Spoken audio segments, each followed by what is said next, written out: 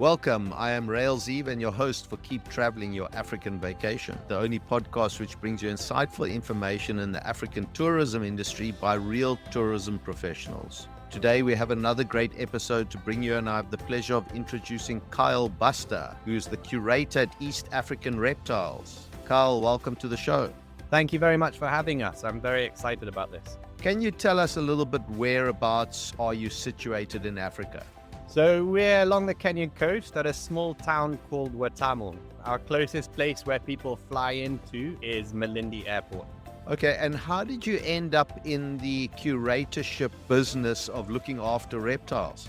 So as a young boy, I was really interested in snakes, and my mum saw this interest. And when I was going through school, I had a work experience. So she signed me on to the snake farm about the age of 12. And that's when I was properly hooked. I came down, I started learning about snakes, how to keep them. And from then on, every holiday that I had, I would come down, help out with the snakes. I then started keeping snakes that didn't do so well at the coast here because of the humidity and the heat. And I would keep them with myself in Nairobi. I'd respond to snake call-outs and all sorts of things like that. And then my mentor at the time, who was running it, Roy and Taylor, he sadly passed away about 6 years ago, and the farm was left to his wife.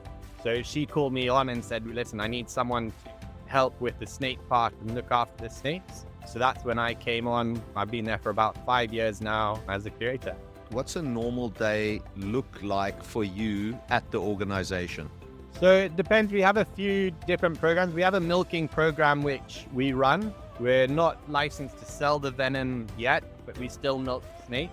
That happens every second day. So we milk on Mondays, Wednesdays, and Fridays. And if it's a milking day, we start at 5 in the morning. We'll get in nice and early and we'll milk, say, about 60 snakes. And then the rest of my day, I'll go around, check on all the snakes. Their cages are looking good, nice and clean. And then unfortunately, I get quite a bit of admin work. I run our social media, so a lot of filming and posting stuff on our social media. We do fit in some snake safaris every now and then. Sometimes it will be popping off for a snake safari, but then otherwise talking to guests, come around and doing some training, which goes on week by week. So you are a sort of non-profit organization. So how are you getting funds coming into the organization to be able to look after the snakes? We've got, the snake park is obviously open to tourists, so they can come in, they pay a fee to enter, and they get guided around the farm. And then we host a lot of other activities. So as I said, snake safaris, which is one of my favorite things to do. That's a big income for us. We do everything from morning trip all the way up to a 17-day, even more safari around Kenya. We then hold snake awareness talks, so going into different communities or different organizations, giving talks about snake awareness and teaching people if they've got a snake stuck in their tent, how do they move it out of that tent? We then also do photography sessions at the farm. People who want to come and take some photos of reptiles, we can pose them nicely in a bush or under some rocks, and they can sort of get some natural photos. We also do a lot of fundraising events and talking to different corporate companies and organizations to support us. Okay. What do you think that people misunderstand the most about snakes? Because let's be honest, I mean, besides people that know them and can handle them like yourself, the majority of people are quite scared. And I include myself in that as well. I run a mile when I see a snake, and that's because I just don't know it. But why do you think people misunderstand them? I think the misunderstanding is a fear. Like in Kenya, we lose, new estimate is about 4,000 people a year. So when you do go into community and you have 20 people there and you say, do you know anyone who has been bitten, or is someone in this group been bitten? Most often a hand goes up, and it's a huge cost burden on the family. They also don't understand that not all of our snakes are going to kill you. We have about 140 different species in Kenya, and of that, there's probably about 13 which are our medically important snakes. So also not understanding that not all of the snakes will kill you, and some of them are here doing some real good stuff. You mentioned milking a little bit earlier, and as I understand it from a very layman point of view, we take the venom and make antidote from that. So explain to me a little bit in more detail, but more importantly, you said you're not able to make the antidote or sell the venom yet. What's the problem there? So we're going through a license with our wildlife department here. and it's quite a new protocol called the Nagoya Protocol, which has come up. The milking of snakes is a new thing. It's something they haven't had to deal with. So there's a little bit of trying to figure out how and where we fall into this protocol. So it's a long, tedious sort of application to get through, but we're sort of getting into the final steps of it. But the milking process starts off with us milking snakes. And when we milk ours, we'll milk them according to localities. So if we get, say, a puff adder on the coast, we will milk that one in a different container to one that we might get in Savo or somewhere else in Kenya, just because the venom can be slightly different. Then we would dry the venom in a lyophilizer. It basically takes out all the moisture and we're left with just sugar crystals. So that's what would be sold to someone to create an anti-venom. And what they're doing now is they're creating an anti-venom which can cover all of the snakes in this area. So they would buy all of the mambas, all of the cobra venom, and all of our vipers. It's mixed together. That then is injected into a horse, and the horse slowly builds antibodies. They'll be monitoring the horse and may increase a bit of venom or leave it for a little bit longer. And then what they do is they take the blood from the horse, they get the clear serum on the top of it, and then that is purified and created into an anti-venom. And that whole process takes about 1 year. So my follow-up question to that is that why is it taking you so long to get these licenses? Surely it's a benefit to everybody to have the anti-venom. We're losing those people in the villages. I would assume you want to sell that anti-venom to the medical companies or similar. What's the sticking point here? I think it's because no one else has been doing it in Kenya. And what it needs to happen is you need to get all of the counties, wherever you get a snake from. So if we get a snake from sort of Western Kenya, we need to get the county in charge of that to sign it off. We have about, I think, like 40 something different counties. So it's trying to organize all those different counties to sign off and agree on it. There's benefit sharing. So trying to see how does that sharing happen. I'm sure there's a little bit of African bureaucracy which goes on in there as well. But I think a lot of it is just a learning curve. It's a new license which they're giving out, so they're learning at the same stage.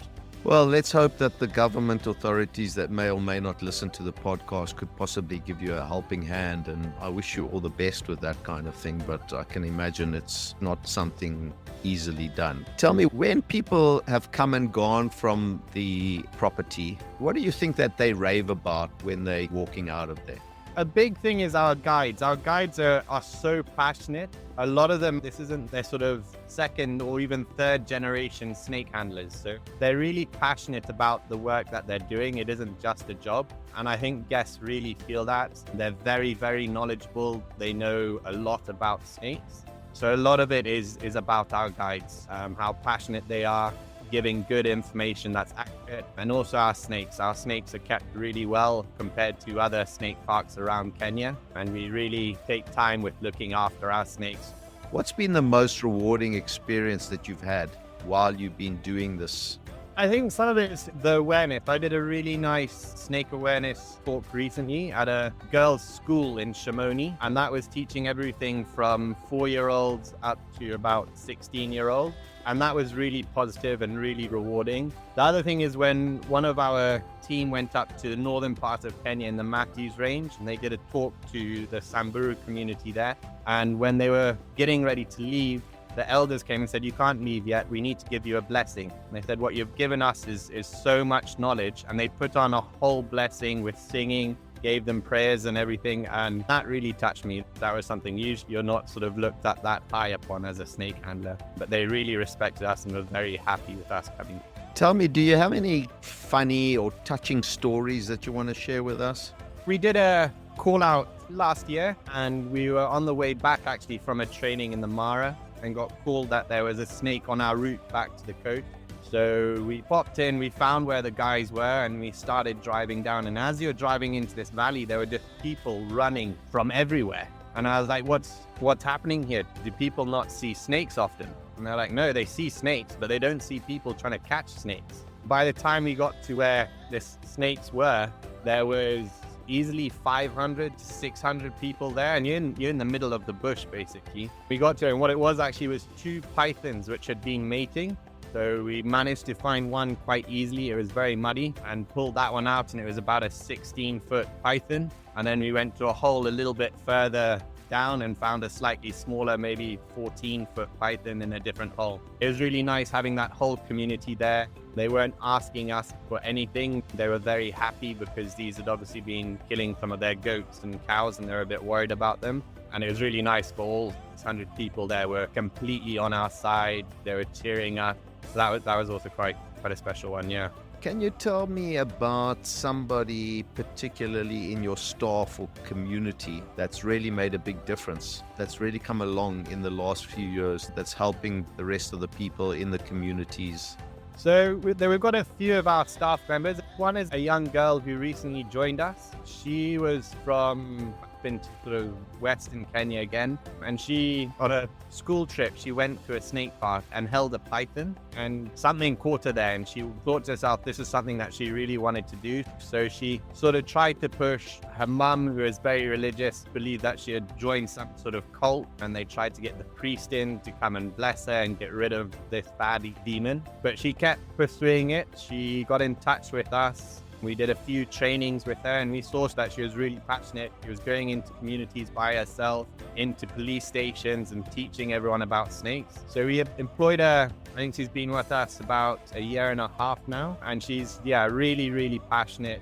What she drives for is going into the community and teaching people. She's done really well. As I said, it's not just a job, it's their passion. They absolutely love this. So what would you say to someone who's nervous about being around snakes, like myself, and being in the bush? What should their first action be when they come across a snake that they've got no idea what kind of snake that is? The first thing is, unless you're with someone like me, you don't often see snakes in the bush. I do a lot of trips with guests who find out that I like snakes, and they're like, listen, we don't want to see any snakes. We're terrified of them. And if you're not looking for them, you don't see them. But if you do happen to come across one, the first thing is to give it space. And if you take 5 big steps backwards, that puts you in a safe range. If it was a spitting cobra, it's now you're out of range and you can't spit at you. And then just give it space, move off. The snake won't come and chase you or anything like that. It just wants to be on its way and will move away. I was camping about 2 weekends ago in Savo, and I was sat by the fire at night by myself. And a red spitting cobra came out of the bushes straight towards me. I shone my light at it. It sort of turned around and went straight back into the bushes. And it did this about 4 times. And each time I'd get up with my camera to film it, because I was like, this is some good content. I got my camera out. I tried to get right in its face to see if it would hurt. But the snake just wanted to get away. So they really don't want to attack us. They don't want to fight. That's their last resort. They want to get away from us. So with having spent all this time, what are you hoping for in the future, Carl? What's in store for you for the next 20 or 30 years? Well, I really hope to still be at the front of snakes and protecting them. I'd really like to push that there's more protection for snakes. All wild animals are protected in the Kenyan law, but somehow snakes seem to be out of that. I even had this argument with a police officer, and she said that she kills all snakes. I said, well, that's actually illegal to do, and you can't do that. So I'd like to see people understanding that a little bit more. Also, with the anti-venom, we've got a good quality anti-venom here, but it's expensive. It's about $60 for a vial. If you get a bad mamba bite, the recommended dose is about 20. So for your real poor person who's living from hand to mouth, he's living by day, he can't afford this. So having some way that anti-venom can be free would really help save a lot more people around sub-Saharan Africa. Okay, where can people find you online and follow your stories? So you can find us on Facebook and Instagram. We're very active on that. And you can look up Watamu Snake Farm. We post, I think, 3 times a week with all sorts of content, some nice photos of snakes, to some more educational stuff. We also have our website, and that's our main place where we push a lot of information through. Okay, and any message you'd like to share with the folks thinking about visiting East Africa for the first time? What would you like to say to them?